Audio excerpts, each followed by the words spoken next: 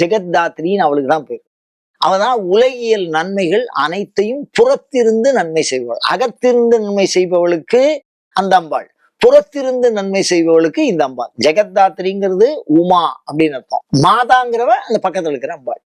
அது சரி, இந்த ரெண்டு அம்பாளையும் ஜெகத்தாத்ரி இல்லைன்னா மாதா, அதாவது ஜெகத்தாத்ரிங்கிற இந்த அம்பாளை சொல்லி அந்த உமாவை வணங்கினால் என்ன பலன் அப்படின்னா, பாதுகாப்பு, நிலவளம். இந்த நிலவளத்துக்காகவும் பாதுகாப்புக்காகவும் தான் அதிகமா கும்பிட்டு இருக்கா. அந்த காலத்துல எந்த தண்ணி எல்லாம் ஒரு 2000 வருஷத்துக்கு முன்னாடி பாருங்க, யோசிச்சு பாருங்க. தண்ணி இல்லைன்னா அவ்வளவுதான், ஒண்ணுமே பண்ண முடியாது, காலி பண்ணிட்டு போக வேண்டியதான். மரம்லாம் ஒரு நேரம் பூத்து குலுங்கும், ஒரு நேரம் அப்படியே காஞ்சிரும், நிலம்லாம் காஞ்சி போயிடும்.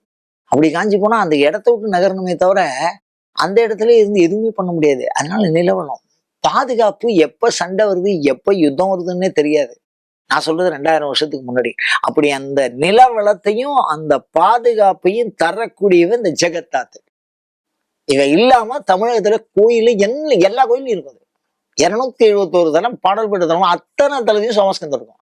அந்த சோமஸ்கந்தர் விக்கிரகத்துல இது இருக்கும், இந்த ஜெகத்தாத்திரிங்கிறது. அதனால பாதுகாப்பையும் நில வளத்தையும் தரக்கூடிய அற்புதமான கடவுள்.